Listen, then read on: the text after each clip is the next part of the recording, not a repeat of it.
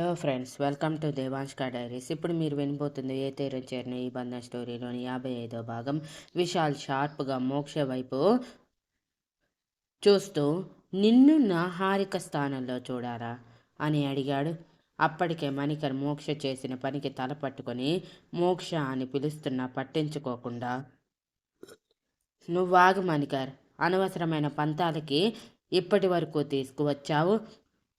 కానీ ఒక్కసారి విశాల్ని క్షమాపణ అడిగితే తను క్షమించేస్తాడు. అంత మంచి మనసున్నవాడని మర్చిపోయావు. ఇప్పటికి మించిపోయింది ఏమీ లేదు. తనని క్షమాపణ అడుగు, తన కాళ్ళు పట్టుకో అని కావాలని విశాల్ మనసు కరిగించటానికి ట్రై చేసింది. కానీ అది ఎప్పుడో బండగా మారిపోయిందని తెలుసుకోలేకపోయింది. అప్పటికే పల్లవి గారు కోపంతో ఊగిపోతూ మోక్ష జుట్టు పట్టుకొని, నీ వల్లే కదే నా కూతురు నాకు దూరం అయ్యింది. మీ ఇద్దరు కలిసి చేసిన తప్పుడు పని నా కూతురు తట్టుకోలేక తన బిడ్డను కాదనుకొని ఆత్మహత్య చేసుకుంది. ఏమే, నీలాంటి వాళ్ళకి పెళ్లి కాని మగవాళ్ళు కనిపించరా? ఇలాంటి పెళ్ళైన మగవాళ్ళే కనిపిస్తారా? ఇలాంటి వాళ్ళని వలలో వేసుకొని ఎన్ని కాపురాలు ఇప్పటికి కూల్చావే? నీకు ఇదే మొదటి అఫైర్, లేకపోతే వీడికంటే ముందు చాలామందిని మోసం చేసాయి వచ్చావా అని అడిగింది. మోక్ష అని అరుస్తూ, ఆంటీ మీరు చాలా తప్పుగా మాట్లాడుతున్నారు. నేను అలాంటి దాన్ని కాదు. ముందు వదలండి ప్లీజ్, నొప్పిగా ఉంది అని అరిచింది. మణికర్ కూడా పల్లవి గారి చేతుల్లో నుంచి మోక్ష జుట్టు విడిపించటానికి ట్రై చేశాడు. కానీ పల్లవి గారు చూసిన చూపుకి తలదించుకొని దూరం జరిగాడు. ఇదంతా చూస్తూ ఉన్న మాయకి, మనస్వికి ఏమీ అర్థం కాక అయోమయంగా చూస్తూ ఉంటే, విశాల్ వాళ్ళిద్దరితో పిల్లల్ని తీసుకొని మీరు పక్కకు వెళ్ళండి అని అన్నాడు. లేదు, వెళ్ళము, మాకు తెలియాలి కదా అసలేం జరుగుతుందో అని మాయ బింకంగా అంటే, విశాల్ ఒక్కటే చూపు చంపేసేలా మాయకి, మనస్వికి విసిరాడు. దెబ్బకి ఇద్దరు నోరు మూసుకొని వెనక్కి జరిగితే మనోజ్ వాళ్ళిద్దరితో సీరియస్గా, వెళ్ళండి, ఇక్కడ ఏం జరుగుతుందో నేను తర్వాత చెప్తాను అని చెప్పి పిల్లల్ని ఇద్దరిని తీసుకొని కొంచెం దూరంగా వాళ్ళ మాటలు వినిపించకుండా పంపించాడు.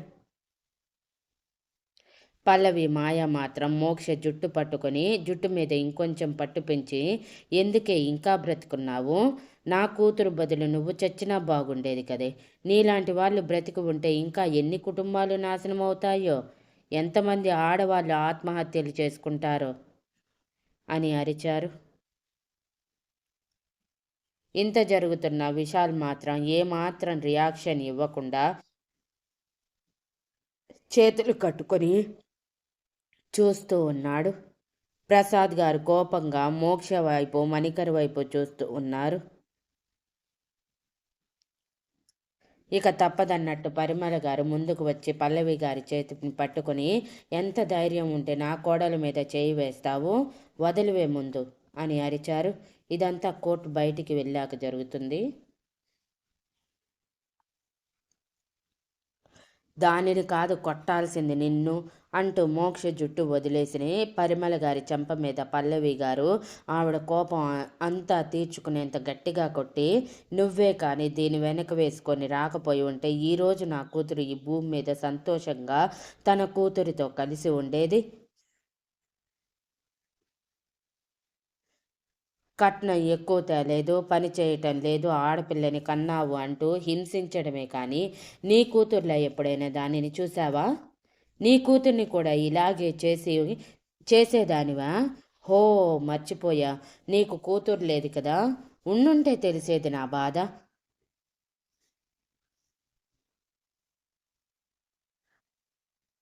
ఛీ, ఎందుకు పుట్టావే ఆడదానిగా?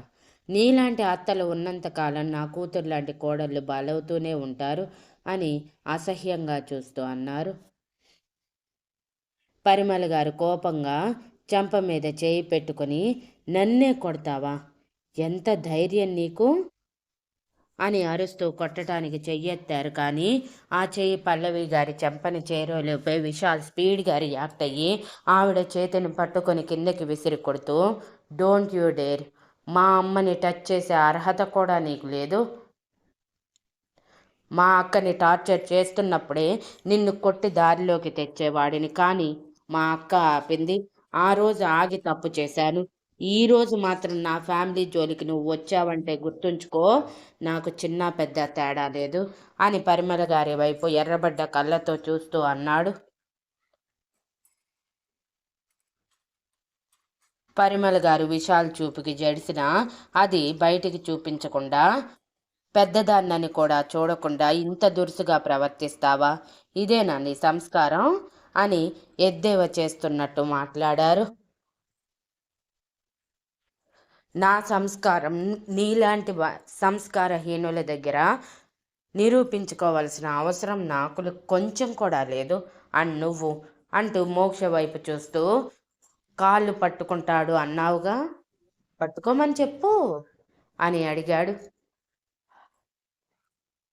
అప్పటికే మోక్ష జుట్టు గట్టిగా పట్టుకొని ఉండటం వలన నొప్పొచ్చి నొప్పికి మూలుగుతూ ఉంది. కాస్త విశాల్ కాళ్ళు పట్టుకోమనగానే గతుక్కుమని ఏదో మాట వరుసకి అంది. కానీ విశాల్ నిజంగా అడిగేసరికి గుటకలు మింగుతూ మణికర్ వైపు చూసేసరికి మణికర్ సీరియస్గా పిడికిలు బిగించి విశాల్ వైపే చూస్తూ ఉన్నాడు. మోక్ష మళ్ళీ భయంగా విశాల్ వైపు చూడగానే విశాల్ తన వైపే చంపేసేలా చూస్తూ ఉండటంతో భయపడి వణికిపోతూ అది అది అంటూ ఉంటే మణికర్ కంగారుగా తన దగ్గరికి వచ్చి భుజం మీద చేయి వేసే వాడు మళ్ళీ విశాల్ చూపుకి జడిసి భుజం వరకు వెళ్ళిన చెయ్యి వెనక్కి తీసుకువచ్చి సైలెంట్గా తన పక్కన నిలబడ్డాడు. ఇది ఈ భయం మెయింటైన్ చేయండి నా దగ్గర. ఇక నువ్వు నా అక్క స్థానంలో నిన్ను ఊహించుకోవాలా? నువ్వు చేసింది ఏమైనా చిన్న తప్పు అనుకుంటున్నావా? నిన్ను నా అక్క అనుకోవటానికి నా అక్క స్థానాన్ని మోసం చేసి తన నుంచి బలవంతంగా లాక్కొని నా అక్కని చంపేశారు ఇద్దరు కలిసి. అయినా నిన్ను నా అక్క స్థానంలో ఊహించుకోవటం ఏంటి అసహ్యంగా అంటూ మొహం వికారంగా పెట్టి చెప్పి, నీలాంటి ఆడవాళ్ళు ఇల్లాలి స్థానానికి ఏమాత్రం పనికిరారు. ఇలానే వాడికి ఉంపుడు గత్తెగా ఉంటూ జీవితాంతం వాడి పక్కలో పడుకుంటూ సంతోషంగా ఉండు. కానీ నా అక్క స్థానంలోకి రావాలని ఆలోచన చేసినా సరే మీ అందరినీ చంపేసి జైలుకి వెళ్ళటానికి కూడా నేను సిద్ధమే అని బేస్ వాయిస్లో అన్నాడు. విశాల్ వార్నింగ్కి మోక్ష భయపడి, అది కాదు విశాల్, అలా చేస్తే అందరి దృష్టిలో నేనెంత చులకనవుతాను చెప్పు అని ధైర్యం చేసి కన్నీళ్లతో అడిగింది. విశాల్ నొసలు చిట్లించి సీరియస్గా మోక్ష వైపు చూస్తూ, అయితే అయితే నాకేంటి? ఈ జన్మకి మీరు భార్యాభర్తలు కాలేరు. ఇది నా ఛాలెంజ్. జీవితాంతం ఇలానే ఒకరికొకరు సమాజంలో అందరి చేత కొట్టించుకుంటూ బ్రతికేయండి. మీకు నేను ఏ అడ్డు చెప్పను. అలా అని ఈ సిటీ దాటనివ్వను. ఈ సిటీలోనే పెళ్ళి కాకుండా ఒకే ఇంట్లో ఒకే రూమ్లో ఉంటూ అందరి చేత వేలెత్తి చూపించుకునే పొజిషన్కి రావాలనే కదా నేను ఇంత చేస్తుంది. ఈ రోజు నుంచి నా గేమ్ స్టార్ట్ అయింది. ఇప్పటి నుంచి ఈ విశాల్ టార్చర్ ఎలా ఉంటుందో చూస్తారు.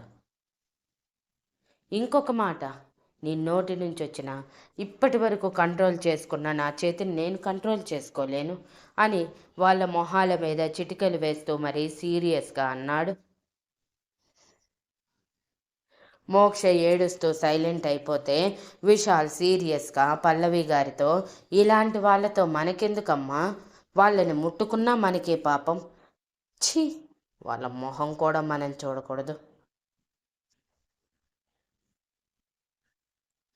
ప్రతి కుటుంబానికి ఇలాంటి వాళ్ళు చీడ పురుగులు. వీళ్ళకి వావి వరుసలు తెలియవు, నీతి జాతి ఉండదు.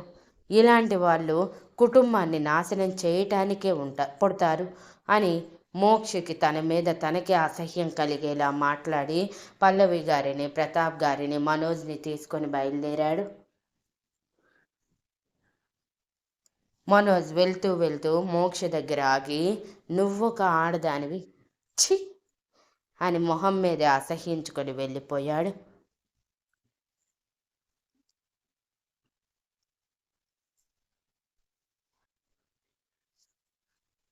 పిల్లలతో పాటు కొంచెం దూరం వచ్చిన మాయ కోపంగా మనస్వితో, చూసావా నీ మొగుడు వాలకం, చూపులతోనే కొట్టేటట్టున్నాడు. అయినా మనం అక్కడ ఉంటే ఏమవుతుంది, ఆయనకేం నష్టం వచ్చిందంట. ఆయన సీక్రెట్స్ ఏమైనా బయటపడతాయనా, లేకపోతే ఎవరినైనా ప్రేమించాడని మనకి తెలిసిపోతుందనా అని వాళ్ళకి ఆపోజిట్ సైడ్లో నిలబడి పిల్లలు ఆడుకుంటూ ఉంటే వాళ్ళని చూసి మూతి తిప్పుతూ మాట్లాడింది. ఆపవే, అది వాళ్ళ ఫ్యామిలీ మ్యాటర్, మనం ఎందుకు ఇన్వాల్వ్ అవ్వటం, అందుకే పంపించినట్టున్నారు, వదిలే. ఊరికే విశాల్ గారిని తిట్టుకోకపోతే నీకు రోజు గడిచేటట్టు లేదు అని నవ్వుతూ అంది. ఓయ్, నువ్వా మాట అనుకో, ఆ ఫ్యామిలీ నీ ఫ్యామిలీ కూడా, ఆ విషయం మర్చిపోకు అని సీరియస్గా అంది మాయ. ఓయ్, ఆ మాట అనుకో, పిల్లలు వింటారు అని సేమ్ సీరియస్గా అంది మనస్వి. అదంతా సరే కానీ కోర్టులో విశాల్ అన్నయ్య మీ లవ్ స్టోరీ చెప్పాడు కదా, అప్పుడు మాత్రం నేను నిజంగా మీరిద్దరూ నాకు తెలియకుండా ప్రేమించుకు ప్రేమించుకొని నన్ను మభ్యపెట్టి ఇక్కడి వరకు తీసుకువచ్చారేమో అని నేనే వెర్రిదానిలా మీకోసం ఆలోచిస్తూ పిచ్చిదాన్ని అవుతున్నానా అని అనిపించింది తెలుసా అని కళ్ళు పెద్దవి చేసి అంది. కదా, నేను కూడా అంతే అనుకున్నాను, నాకు తెలియకుండా నేనెప్పుడు విశాల్ గారిని ప్రేమించానా అని చెప్పి మనసులో మాత్రం ఆ ఊహ చాలా బాగుంది, కానీ నిజమయ్యే సూచనలు లేవు అని అనుకుంది. కానీ అది నిజమై ఉంటే ఎంత బాగుండేది కదా అని అంటే మాయ మనస్విని విశాల్ని పక్కపక్కనే ఊహించుకొని కళ్ళు మూసుకుంటూ అంది.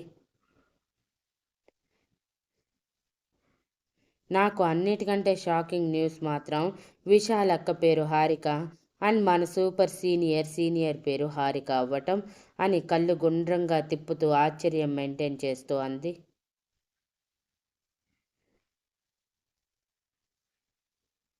నీకు కోఇన్సిడెన్స్ అనిపించిందేమో, కానీ నాకు మాత్రం నిజం అనిపిస్తుంది. పైగా విశాల్ అన్నయ్య కరెక్ట్గా మన కాలేజ్ పేరు కూడా చెప్పాడు, పైగా పేర్లు కూడా కలిశాయి. అంటే హారిక అక్క విశాల్ అన్నయ్య నిజంగానే అక్క తమ్ముడేమో. పైగా అప్పుడు చెప్పేది కదా, నువ్వు నాకు బాగా నచ్చావు, నీకు ఇష్టమైతే నా తమ్ముడికి ఇచ్చి పెళ్లి చేస్తాను అని. అప్పుడు సరదాగా అనుకున్నాను అది రియల్గా జరిగిందేమో అని, నాకు ఎక్కడో తేడా కొడుతుంది అని ఆలోచిస్తూ అంది Maya. Thank you for listening and please like, share, comment and subscribe.